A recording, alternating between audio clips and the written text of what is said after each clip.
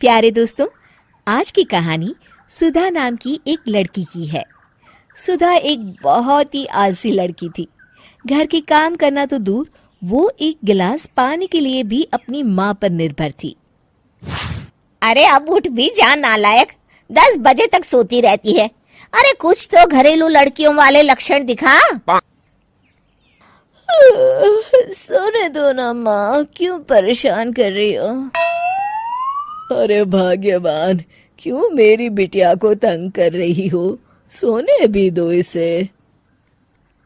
लो, बाप बेटी दोनों एक जैसे हैं। देख लेना, आपकी ये लाडली ससुराल जाके हमारी नाक कटाएगी।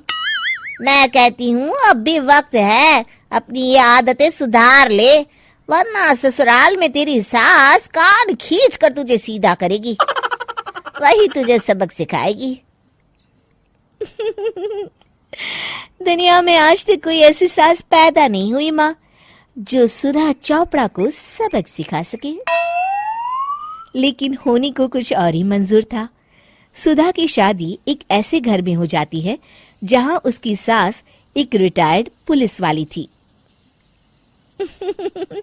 अब कहानी में मजा आएगा। हाँ माँ, यहाँ सब बहुत अच्छा है। मेरे ससुराल के लोग भी ना बहुत मिलनसार हैं। ठीक है माँ, मुझे नींद आ रही है, फोन रखती हूँ माँ। ठीक सुबह 5 बजे। अरे जल्दी उठो भाग्यवान, वरना कयामत आ जाएगी। हैं? अरे क्या हुआ? कौन सी कयामत आ जाएगी? अरे मेरी माँ आ जाएगी। तुम नहीं जानती, इस घर में सिर्फ मेरी माँ का हुक्म चलता है। सबको सुबह 5 बजे बिस्तर छोड़कर हॉल में पहुंचना ही पड़ता है। अरे अब इंसान क्या अपनी नींद भी पूरी नहीं करेगा? यहाँ मजाक चल रहा है क्या? तभी वहां सुधा की सास आ जाती है। अटेंशन!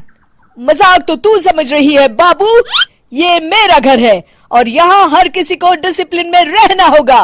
अटेंशन! अरे माँ जी, लेकिन इतनी सुबह कौन उठता है?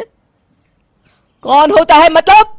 हम सभी उठते हैं, रोज उठते हैं, और अब से तुझे भी उठना पड़ेगा। आखिर मैं पुलिस वाली जो ठहरी। अटेंशन! अरे माँ जी, लेकिन अब तो आप रिटायर हो गई हो ना। तो क्या हुआ? शेर कितना भी बूढ़ा हो जाए, शिकार करना नहीं छोड़ता। उसी तरह हम पुलिस वाले रिटायर होने के बाद भी अपने अनुशासन में ही जीवन जीते हैं। चलो अब बेकार की बहस बंद करो और उठकर हॉल में चलो। अभी आधा घंटा तुम सबकी परेड चलेगी। अटेंशन!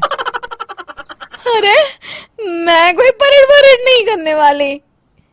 सुधा की सास अपनी बहू का ये बर्ताव देख झल्ला उठती है। गौर से देख, तू कहां और किसके सामने खड़ी है? यहां बात सिर्फ एक बार समझाई जाती है, बस। अटेंशन! इतना कहकर सुधा की सास चली जाती है।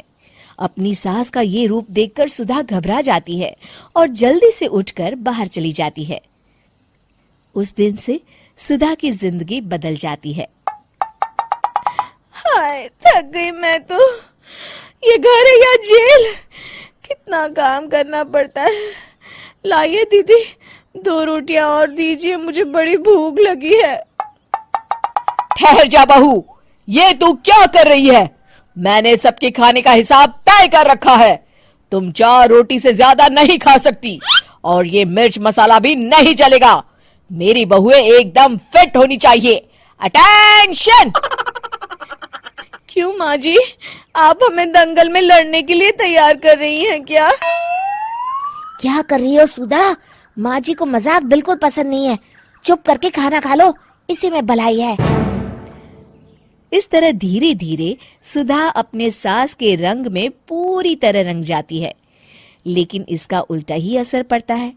सुधा अपनी सास से भी ज्यादा अनुशासन की पक्की हो जाती है। सुधा की सास तो सबको 5 बजे उठाती थी, लेकिन सुधा सबको 4 बजे ही उठा देती थी। दूसरी तरफ सुधा की सास की उम्र भी हो चलती है। माँ जी, आजकल आप सुबह उठने में बहुत आनाकानी करती हैं। मुझे ये सब बिल्कुल पसंद नहीं है। अरे बहू, मैं तेरे हाथ जोड़ती हूँ, भगवान के लिए अब मुझे छोड़ दे।